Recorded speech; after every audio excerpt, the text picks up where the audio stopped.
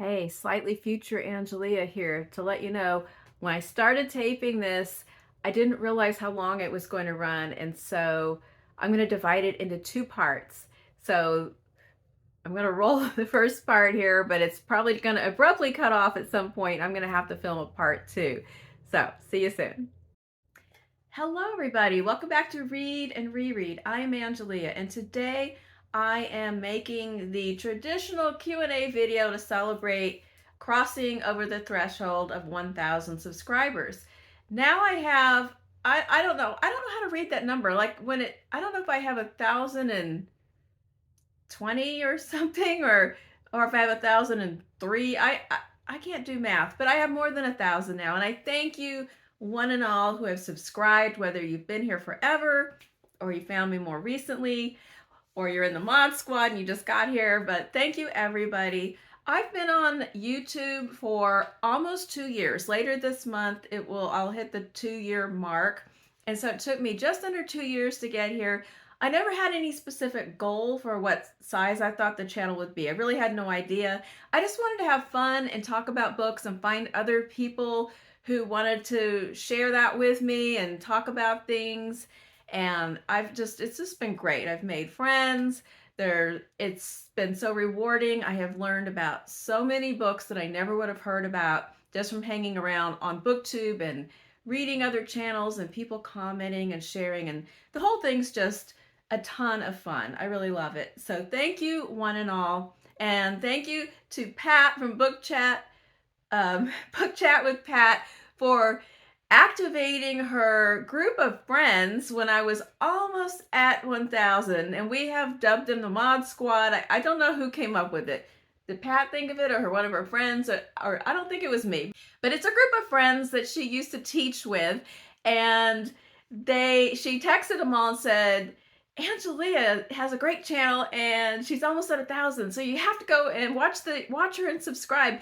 And they just did it. So thank you so much to those friends. And then she's activated them again to help a couple other people lately who were right on a threshold. I know that they helped out Lindy of Lindy's Magpie Reads and Floss at Grape Jelly Library. So they're just appearing here and there and everywhere, doing good deeds across BookTube. So thank you so much for that. And so these questions are all kinds of different questions. Some of them are specifically about books and reading or about my background, and some are just kind of fun, random questions. And I tried to corral them initially and put things together that seemed like they went together. And then I just gave up because it got confusing, and some people asked several questions that fit in different categories. And so I had cut and pasted them and made them onto a document that I have so that I could put some kind of structure to it. And then I just walked away from that whole idea because I got confused. So like every video that you've ever seen me make, it starts out somewhat organized and on topic, and then it devolves into just random things. So, it's kind of appropriate. So let us begin. And the first questions were about my background as a librarian and my schooling for that. And so let's take a look at what some of these questions were, and then I will attempt to answer them. Marcia Johansson asked, I believe you mentioned working as a librarian. Was it a community library or another type, medical, scientific? And where did you go to school? And how has library science changed since you first entered the field? Okay, so I was a school librarian, and in the state of Texas, there is a requirement that to be a school librarian, you have to first be a classroom teacher, and it's either for 2 or 3 years. So the idea there was that people that worked in the school library would be certified teachers and be skilled in, curriculum development, lesson plans, classroom management, things like that. Be familiar with the state and local guidelines and curriculum and all these kinds of things. So because of that, we do not have people that are working, say, at the public library, and then they suddenly decide, well, maybe I'll take a school job. You can't do that unless you want to go and certify to teach in the classroom and teach for a few years, and then add the school library certification. You know, it's like it would be a multi-year process. So virtually all of the school librarians were classroom teachers who then decided to go back to school and get the library science credentials. So that is what I did.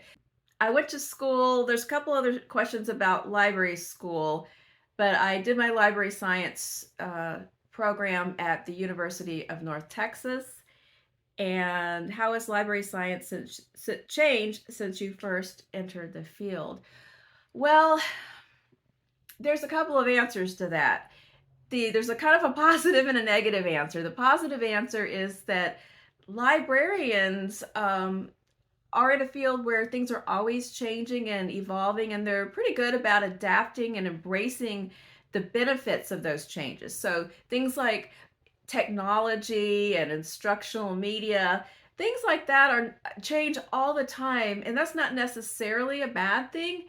And because we're devoted to making sure people have access to information and they understand how to evaluate that information and use the right tools for the right projects, we're always kind of excited when there's different tools that come down the pipeline to do that. So in the years since when I began until now, when I first started that library science program, for example, a lot of it was online, and we did have online formats and chat rooms, but there was no Zooms. Like, we never saw each other except for the weekend seminars that were in person that sometimes we had to go to. And just the proliferation of online educational platforms and all of that came in. I think when I first started, we did have the online catalog and the online resources like encyclopedias and databases that were customized for children were growing in their use, but we still had the print encyclopedia sets. We didn't have paper card catalogs. We were well past that. But we did have kind of a hybrid of, there was more print materials still being used, and then that kind of phased out as far as reference materials. And then the negative part of it, I would say, is definitely the more recent climate with the book challenges and bannings, and just this really heightened atmosphere of fear and persecution of librarians. So the same person who was valued as being this great source of information and the person who always knew where to look for the information now is being persecuted for providing too much information or the wrong information. Somehow that we're all hunkered in here trying to deliberately damage kids with harmful and explicit materials. So the respect has gone way down. There's this weird aura of mistrust. And that's really a sad effect. Okay, so there's some related questions to this. Let's check and see. K. Webb Harrison, 3373, asks, why did you decide to become a librarian, especially one in a school setting? I was a teacher, I was a classroom teacher, and right before I went into the library program, I was teaching 6th grade reading, loved it, and a library setting was the next step to really honing in on what I really loved the most, which was the sharing of literature, helping kids expand their love of reading, and being critical readers who could evaluate the quality of information and things that they're reading. And I liked how it correlated with all kinds of curriculum, not just language arts topics, but also social studies and science. So that was part of what attracted me. And then I'm not going to lie, it was also about not having to grade papers anymore, because I had 125 6th graders those last few years, and all of their essays and tests and book reports and reading journals. And then I was about to have my daughter. So I thought, this is a great point. I'm going to stay home for a couple of years. I'm going to start this mostly online library science program. And then when I go back to work, well, voila, I will be a school librarian. So I liked the educational aspect. I liked working with the kids. I also liked the scheduling as a parent to not be working nights and weekends very much, except at my own choice. I did work on things like lesson plans and book orders and things like that in my supposed free time. But my hours of having to actually be in the building corresponded very well with a kid, having a kid. And so those were some of the things that kind of funneled me into becoming a librarian. And another question about library school is from Michael at Book of Dust. Michael was also a librarian, so sometimes we talk about things that we had in common back in the day. My program was deeply divided between people who knew about and worked in libraries previously and people who were oblivious to what current libraries were like and hadn't been in one since childhood. For me and my clique, the latter were exhausting, yet they were favored by the faculty because they were malleable and they could shape them, as opposed to the war stories that we were sharing from the front lines with professors who didn't seem to have set foot themselves in a library in the last decade and a half. How was your library experience and what was your cohort like? So, the yes, that stuff happened. So the program, and it happened twice, because first I had to go back and certify to teach classroom and had to deal with really out of touch professors that had wonderful sepia tinted memories of the lessons they did in the 70s. And then I went back again in the 90s to do the late night, no, it was the early 2000s when I did the library science. And yes, there were professors who maybe, okay, let me back this up. So the department was provided library science degrees and specializations in a number of fields.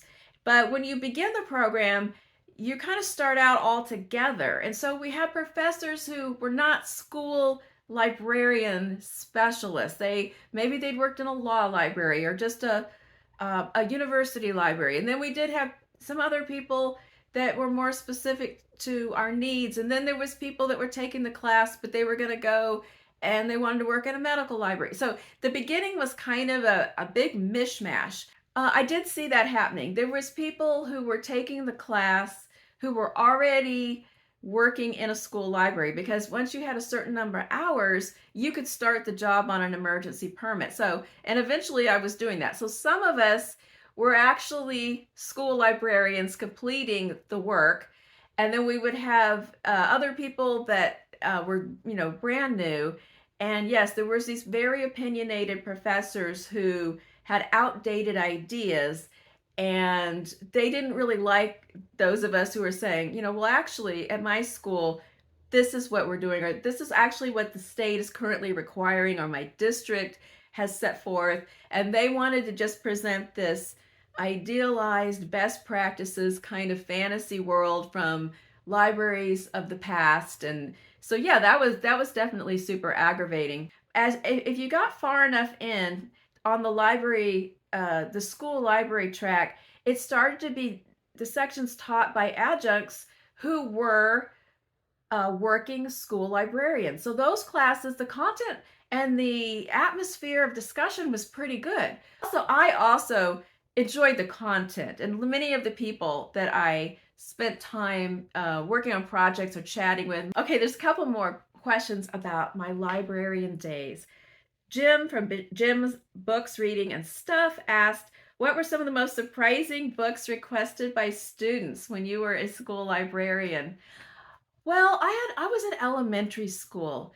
So the surprising request would be more like bizarre mashups, like kids who wanted a book that was a nonfiction book about a magical dog, and then we would have to talk about, well, what is nonfiction and what is fiction and what kind of book do you really want? I got a lot of cryptic requests that somebody would want. Oh, is that book in that book about, the book about the guy in the car, and Giovanni had it last week. I'm thinking, Is he here? Can we ask him? So yeah, there was a lot of like mystery and sleuthing, problem solving, vague and cryptic, or kids wanting weird things combined together in a book. And I would try my best to find those things or something that they would like instead. I also got a lot of age inappropriate requests, especially from the fifth graders, which was our highest grade. They would want things like the Hunger Games or Flowers in the Attic or like horror, The Shining or something like that, that was not going to be in an elementary school library. And I'd have to talk to them about where those books actually would be in a library if their parents chose to take them there and check them out. I think probably my weirdest request would come from parents though, because I would have some micromanaged parents that wanted their kids to read certain things that weren't what their kids wanted. So they might call me or send me an email, and they would say things like, I really want so and so to check out books about science. Just very vague, open-ended things. So the kid would come in and I'd be like, "Hey, I heard you were interested in science." And they're like, "No, I want Dog Man books." And well, your dad said you really wanted books about science. "Oh, he wants me to do a science fair project." I'm like, "Oh, okay. Well, why don't we just take a look at those, see if you want to check one out?" But usually my response was, if it was something that the kid was interested in and they had been too shy to bring it up or something, we would look for it. But if it was really a parent trying to game what their kid would pick out from behind the scenes because they thought they got too many graphic novels, or they they kept checking out books about trains and they want them to get something else or whatever it is, because kids love to get fixated on a topic and just exhaust it to death, and that's fine. Eventually they're going to get tired of it and read something else. Just let it play out. But uh, if they really kept bugging me about, well, I want my kid to get this and I want them to get that, then I would just clue them into how fun and wonderful it would be to go together as a family to the public library, where you can get many, many books. You could get 25 books and pick them all out together and talk about what you're interested in. And wouldn't that just be lovely? And they're open nights and weekends. Okay, I'm going to go to Pat's question, book chat by Pat, book chat with Pat. Why am I getting everybody's name wrong today? She had a multi-part question. Part of it was about school, but I'm just going to, I'm going to go through the whole thing. She said, I know you said you're from Virginia. Well, sort of. How did you end up settling in Texas? Let's do that part first. I'm actually from California, but then I'm from Virginia because that's where I was in high school and college and graduate school. Then when I was kind of at the end of that time, I was finishing my degree in English at Virginia Commonwealth University. Undergraduate, I went to Mary Washington. Then I went to VCU. There I met a man, a tall, handsome man who was getting an MFA in painting and printmaking, and he was from Texas, and his name was Stephen. So Stephen finished his program and went back to Texas, and he got a job in Houston at the University of Houston. And he was painting he was in the bedroom of his apartment, and he was working in the financial aid office. So we started dating when we were both still in Richmond, Virginia, but then he finished and went on and got this job. We were long distance for a while, and I had finished. I was adjuncting. I was working these really boring temp jobs in the day and adjuncting at night and trying to decide what I wanted to do next. And it turned out what I wanted to do next was move to Texas. So I followed my heart to Texas, and we've been in Texas ever since. So when we first lived here, we lived in Houston, and he had that job I just described, and I adjunct all over town.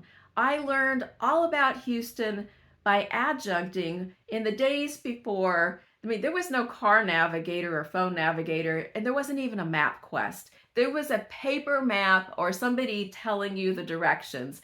And I had jobs at branches of the community college system and the U of H system all over the city. It was crazy.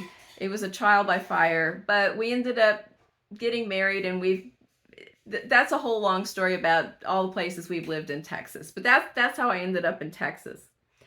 Um, and then she does also ask, did you did you have to deal with many issues relating to book banning when you were still working in a school library?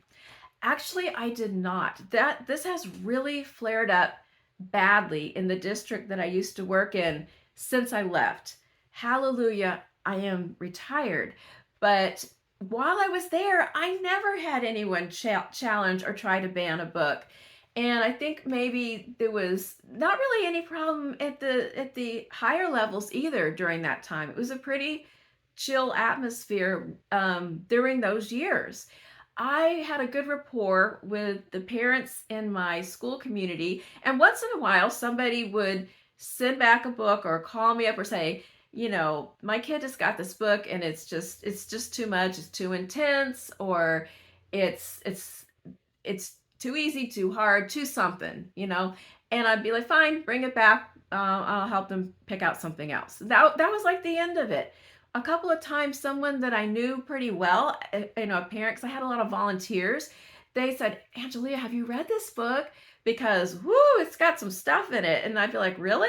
And I would read the book and I would decide whether or not it was appropriate for some of our kids, all of our kids, none of our kids. But they never suggested, you need to get this out of here. So that also, I think, is an appropriate use of your parental bandwidth, being concerned about a material. So that was fine. Nobody filed any formal challenges or made any big stinks.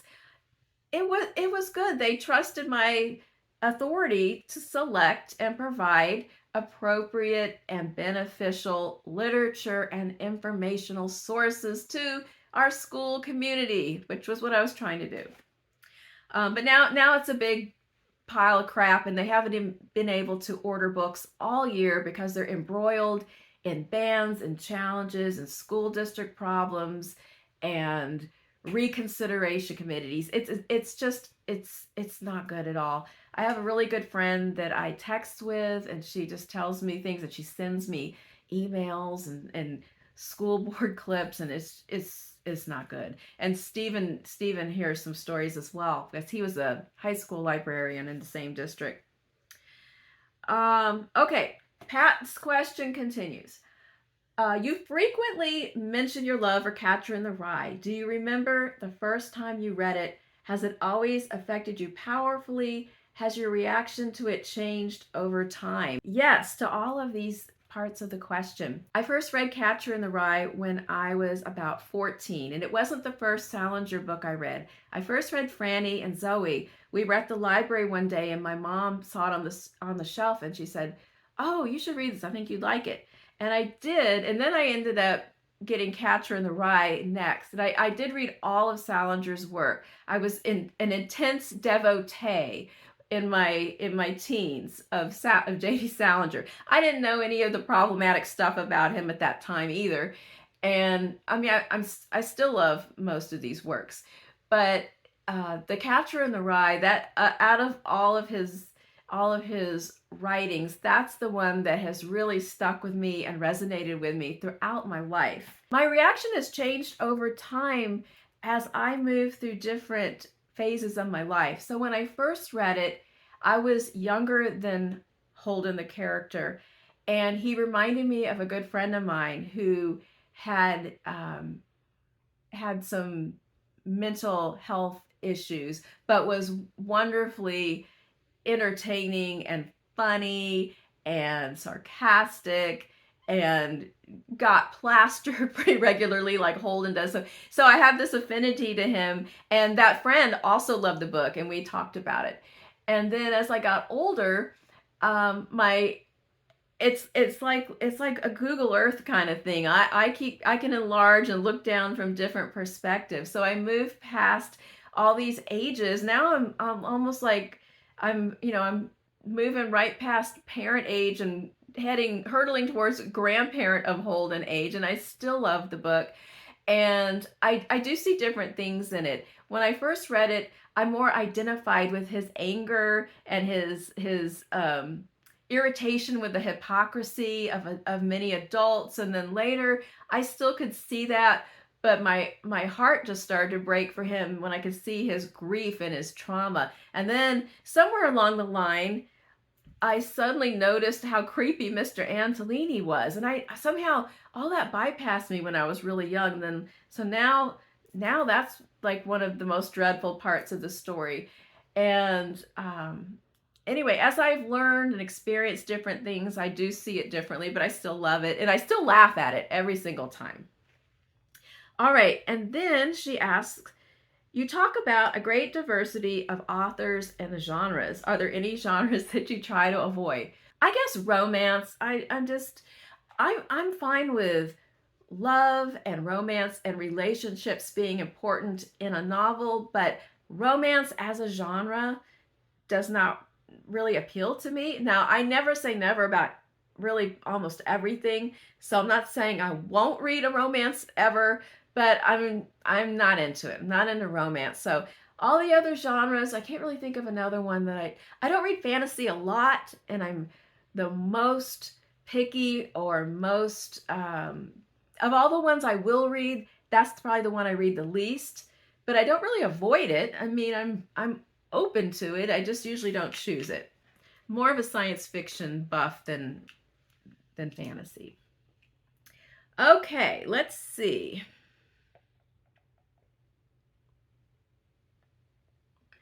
Oh, Kate had another question besides her library school question.